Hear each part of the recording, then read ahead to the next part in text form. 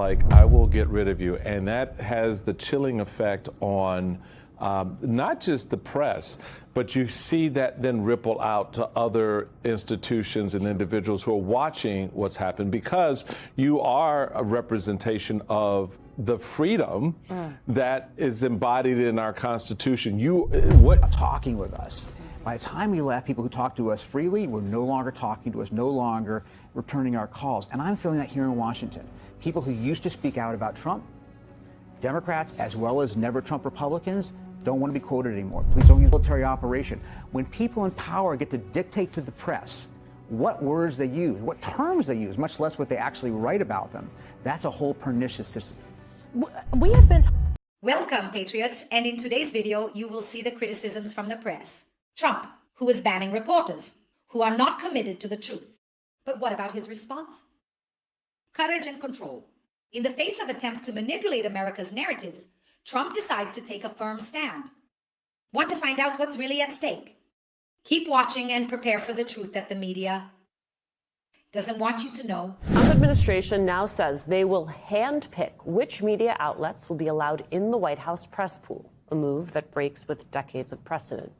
Just this morning, the Associated Press was denied access to the press pool at Mar-a-Lago, where reporters from conservative outlets, Real America's Voice and The Daily Wire, are taking their place. In a new piece on MSNBC.com, our own Simone writes, quote, "The people in power do not get to decide who writes about them or what they write. That only happens in dictatorships and autocracies." With us now, the New York Times chief White House correspondent, Peter Baker. Peter, welcome. You know, can I just say, when I worked at the White House, I used to battle with a lot of reporters, Peter Baker included, okay? There were many times where, I do wish that I could have picked who was traveling with us that day. Our last trip to France before I left the White House is one of those. There were many times where, the team would go through great pains to get the reporters all these things, and then you see the story and it's like, it's not, I don't love it all. I don't hate it all. Sometimes you hate it. But that is the beauty of America. My job as the press person is to work with you all to get you as much information as possible to help, frame up the story, if you will. Yeah. But it is the reporter's jobs to take what I'm saying, but also get the context and then put it out there for the American people. What is happening with this White House is not only disturbing, it is catastrophic, because what you all are the conduit. You were writing the first draft of history. And what happens when the first draft is heavily edited and redacted? Well, look, it is an adversarial relationship, as it's supposed to be, between the press and the people in power, whether it's Democrat or Republican. It's not unique to Trump. But hopefully it's also a professional relationship. They can be both things.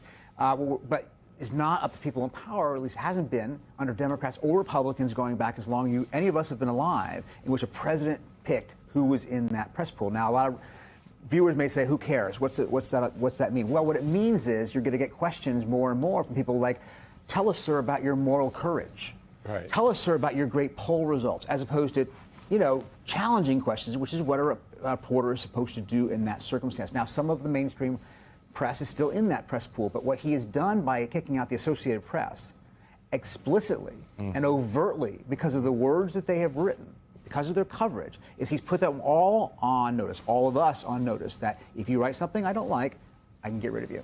And that is... Our president is taking a courageous and bold stand, carefully selecting reporters who are committed to the true story of the United States. It's a move to ensure our nation is represented in a fair and honest way. Patriots, it is indeed time to combat fake news. Next, find out how Trump is ensuring that the truth prevails. The point. Yeah. If you write something I don't like, I will get rid of you. And that has the chilling effect on not just the press, but you see that then ripple out to other institutions and individuals who are watching what's happened, because you are a representation of the freedom that is embodied in our Constitution. What you do is the only job that's actually referenced in the Constitution, right? Yeah. So it signals the importance. You wrote, I thought you've written so many powerful pieces in the last few weeks, but last Wednesday you wrote, "America is no Russia. The history there is so fraught and complicated. Certainly, many Russian journalists would still rather live in Washington these days than Moscow, confident that America's tradition of free press and democratic ideals remains far stronger than what exists back home. But in decades of reporting in Washington under Republicans and Democrats, it has never quite felt like this. Yeah. So I was based in Moscow for 4 years, the early 4 years of Vladimir Putin's term with my wife, Susan Glasser, for the Washington Post. And what we saw in that 4 years is feeling very familiar to us now in Washington. The crackdown on independent press, the taming of the oligarchs is what they call them there. We can call them tycoons or billionaire tech bros or whatever we want to call them here. Piece by piece, the neutralizing of alternative centers of power or influence in society. Now, it got a lot worse after we left. But that chill that we were feeling in those early 4 years of Putin's time there, we're having flashbacks. We're feeling that here now. And it's a slippery slope that heads in a very bad direction. Now, as I said, America's not Russia. We shouldn't overstate this comparison. But the fear factor is what feels most striking to me. When we got to Russia, people were pretty open about talking with us. By the time we left, people who talked to us freely were no longer talking to us, no longer returning our calls. And I'm feeling that here in Washington. People who used to speak out about Trump, Democrats as well as never Trump Republicans, don't want to be quoted anymore. Please don't use my name. I can't go on television. I don't know if you find that getting guests, but I find trying to get people in my stories, they don't want to have their names out there because they're afraid of what could happen. It was the same conversation we were just having with Mel. Contrary to what they say, Trump is releasing the truth to Americans and not controlling the press. He is fighting against the falsified narrative that has always been fed to us. Trump is working to restore our freedom of speech, not restrict it. Discover the truth behind the news and see how the press is trying to distort the real facts.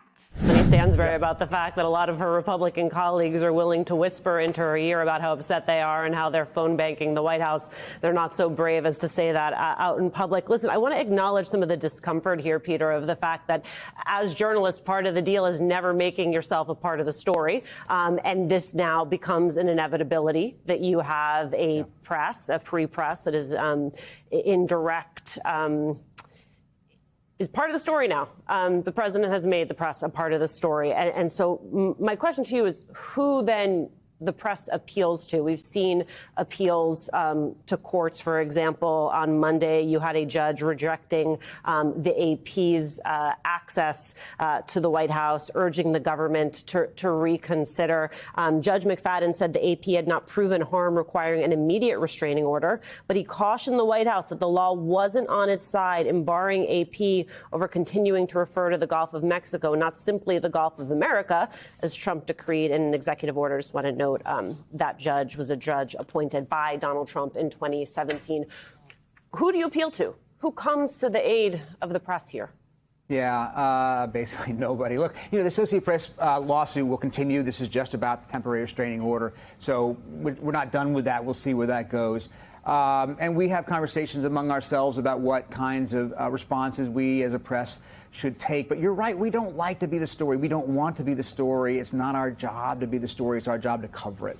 And I think that Trump enjoys making us the villain or the enemy or whatever he calls us, the enemies of the people, fake news, all those pejorative terms, in order to discredit us. He once said that to Leslie Stahl. I always remember this. Leslie Stahl asked him once, off camera, unfortunately, why do you always attack reporters in the media? And he said, in order to discredit you, so that when you write things I don't like, people won't believe you.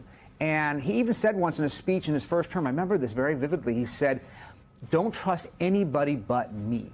Right? You know who also says that? Vladimir Putin says that. And again, you don't want to take these comparisons too far, but it's a striking sense of control. And to that point, last point, on the Associated Press, remember what you just pointed out, what he is objecting to. They use the phrase Gulf of Mexico, not the Gulf of America. Well, most of the world still uses Gulf of Mexico, and the AP is an international organization. But you know who also tries to dictate what language that reporters use?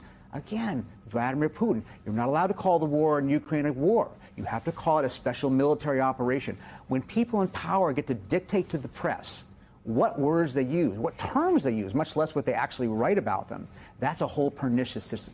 We have been talking. And this is not just about media access.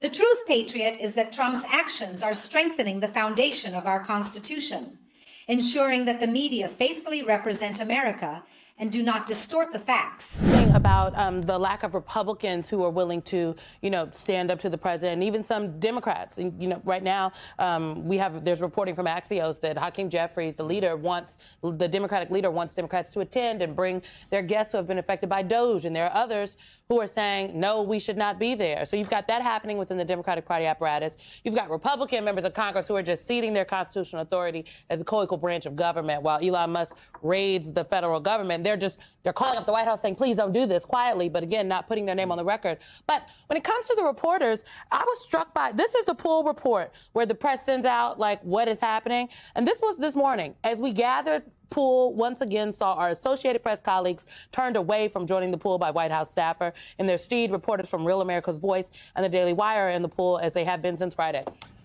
Much like how if Republicans would like to, assert their co-equal branch of their authority, they need to actually stand up and say something. What is going on with all of the White House reporters? Why are your colleagues being barred? Yeah. Why is everybody on the bus? Yeah, I understand. Look, it's a good question. And we're having a debate about this right now. All of us are having this debate among ourselves. We're texting and calling and having meetings and so forth. And it's not an easy question because, first of all, if you take some sort of action like a boycott, you have to do it collectively. It doesn't work to have one or two organizations do it. And you know that getting all press people to do the same thing is like herding cats, right? Herding cats is easier. Herding cats is easier. We are not built genetically to work together. We're competitive by nature. And so that's the first thing. Second thing. Trump is fighting for the truth and resisting media manipulation and affirming the conservative values of our Constitution. And the battle for truth and honest press is far from over. In fact, it's just beginning. I think, on the one hand, I think, yes, why should we go in there when our colleagues are being barred? That is almost accepting this as if that was acceptable, and it's not. But to Alicia's point, we don't want to be the story. So is it just performative if we all say walk out one day? Or are we playing into his hands because he wants us to? So he fills even more seats with people who won't ask him tough questions. And shouldn't there at least be an effort to get at least somebody in that pool who is still asking him tough questions rather than, people who are not? So I can play at both sides on that debate. I have my position in our internal conversations that I won't go into, but it's kind of a tough choice. I know we're going. I just want to say to the last point. I think, Peter, the journalists will find themselves to be freed up.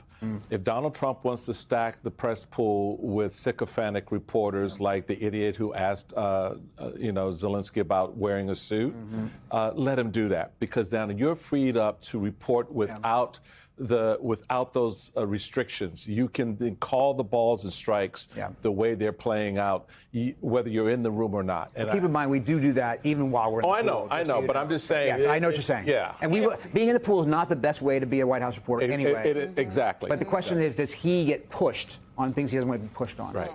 Well, you know what? I think Peter Baker has taken a hard line. He's out here reporting the stories, doing the work. So is Susan Glasser and others.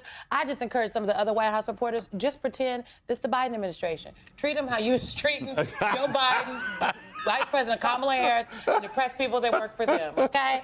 Peter Baker, thank you. Trump's support for the media in the White House is not just patriotic, but absolutely and undeniably crucial. It is essential to ensure that the truth prevails over fake news and media distortions. And if you, like me, want to fight for our shared values and the truth in the press and undoubtedly our principles in the media landscape, putting an end to these fake news and these liberal media narratives, I invite you to subscribe to this channel, leave your comment here to support the channel, and also activate the notification bell so you don't miss any of our videos. Let's all come together to fight for our values and for America. See you in the next video.